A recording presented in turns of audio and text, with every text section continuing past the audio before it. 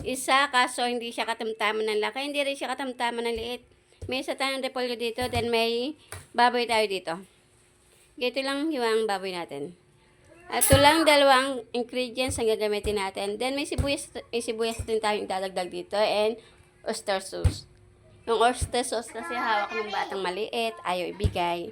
Ito lang dalawa ang gagamitin natin. Let's go! Ngayon, hiwain natin ang ating repolyo. Nahiwa na natin ang ating repolyo. Then, nahiwa na rin natin ang ating sibuyas. Then, gagamit tayo ng mamasita sauce o oyster sauce. Ngayon, nahugasan na rin natin ang ating baboy. Ngayon, magigisa na tayo ulit. Maglalagay na tayo ng mantika sa kawali.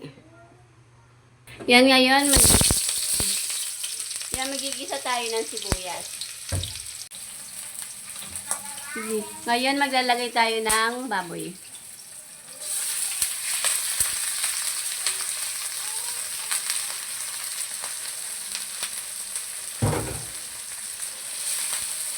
I-minute lang natin.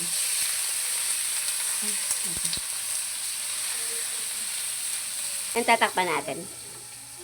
Ching! Yan, bubuksan na natin. Yan o, nagmamantika na siya. Ayun, i-mix lang natin.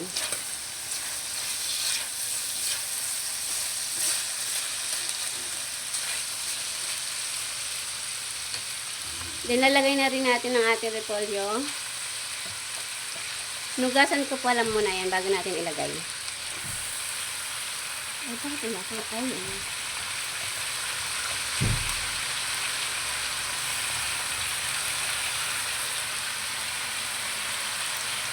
then, i-mix lang natin.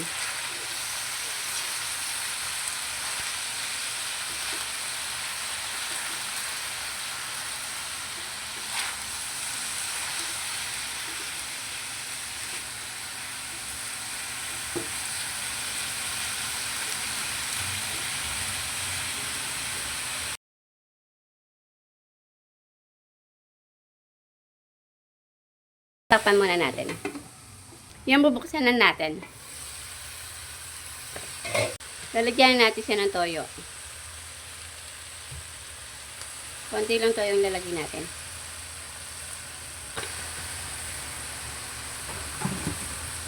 Lalagyan natin siya ng oyster sauce.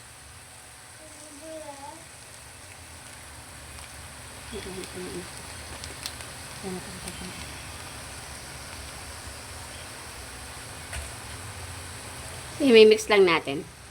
Lagyan natin siya ng isang basong tubig. Lagyan natin siya ng paminta.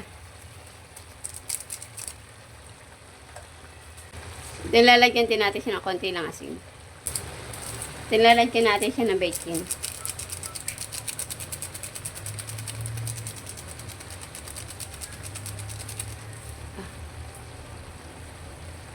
Then, i-mix natin.